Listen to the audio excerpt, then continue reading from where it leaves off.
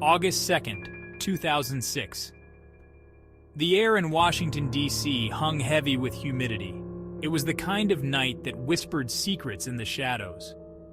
On Swan Street, a stately row house stood silent, masking the horror unfolding within. This wasn't a scene from a crime novel. This was real life, brutal and cold. Robert Wone, a young man with a promising future, lay dead inside. The house belonged to Joseph Price, a man known for his eccentricities, and his two housemates, Victor Zaborski and Dylan Ward. They claimed an intruder had broken in, a story riddled with holes and inconsistencies. The police weren't buying it. Neither was I. When a crime scene screams foul play, you listen.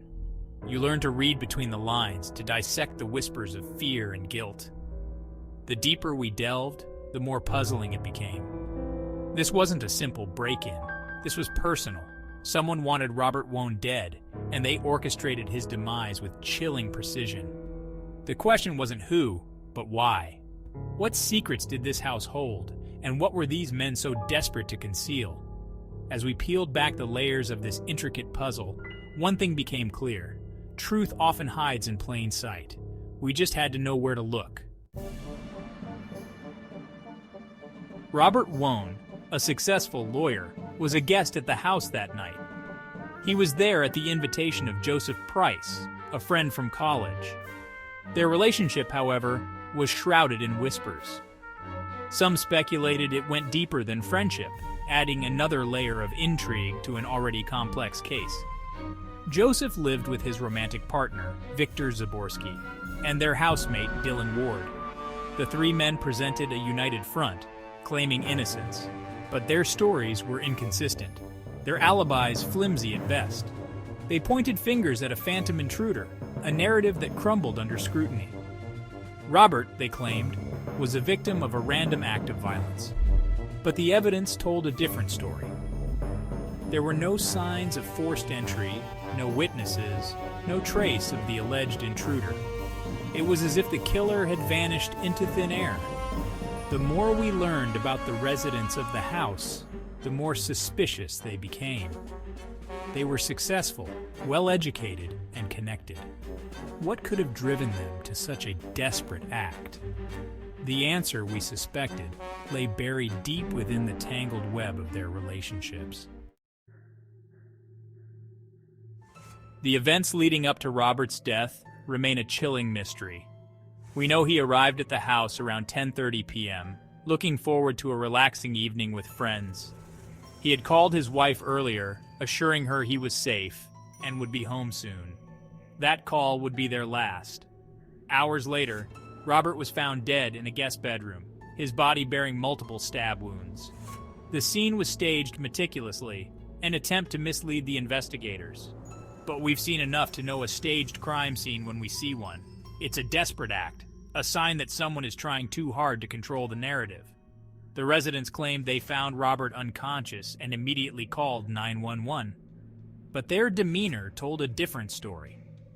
They were calm, collected, almost rehearsed. A far cry from the shock and horror one would expect from innocent bystanders. Their account of that night was a tapestry of contradictions. They spoke of a mysterious intruder, yet there was no evidence of forced entry. They claimed to have heard nothing, yet the attack was brutal and personal. Every answer they offered only deepened the mystery, leading us further down the rabbit hole.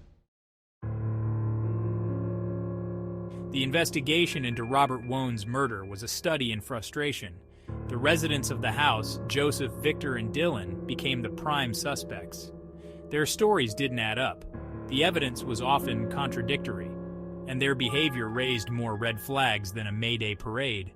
The lack of forced entry was particularly troubling. If there was an intruder, how did they get in? And why target Robert, a guest, while leaving the residents unharmed? It didn't make sense. It reeked of a cover-up, a carefully crafted story designed to deflect suspicion. Adding to the intrigue was the discovery of unusual items in the house: sex toys, restraints, and a collection of bizarre artifacts. These findings hinted at a darker side to the residents' lives, a side they were desperate to keep hidden. The more we dug, the more convinced we became that the answer to Robert's murder lay within the walls of that house, hidden in the secrets shared by the three men who lived there. The physical evidence was like a cryptic message, each piece hinting at a larger, more sinister picture. Robert's body told a story of a personal attack, a crime of passion rather than a random act of violence. The lack of defensive wounds suggested he knew his attacker, or at least wasn't afraid of them. The murder weapon, a kitchen knife, was suspiciously clean, wiped down, and placed back in its drawer. It was too perfect, too deliberate. It felt like another piece of the staging, a way to further confuse the investigation. Adding another layer of complexity were the traces of DNA found at the scene. While none of it directly linked the residents to the murder, it raised more questions. Whose DNA was it, and why were they so careful to clean up after themselves? The more we examined the evidence, the more convinced we became that this was no ordinary murder. This was a meticulously planned execution, designed to silence Robert Wone permanently. Joseph Price, the owner of the house, was a study in contradictions. He was a successful lawyer, well-respected in his field, yet he surrounded himself with an air of mystery. His relationship with Robert Wone was particularly intriguing, a confusing mix of friendship and something more.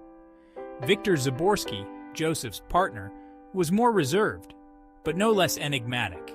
He worked as an editor for a prestigious academic journal, a far cry from the world of violence and deceit.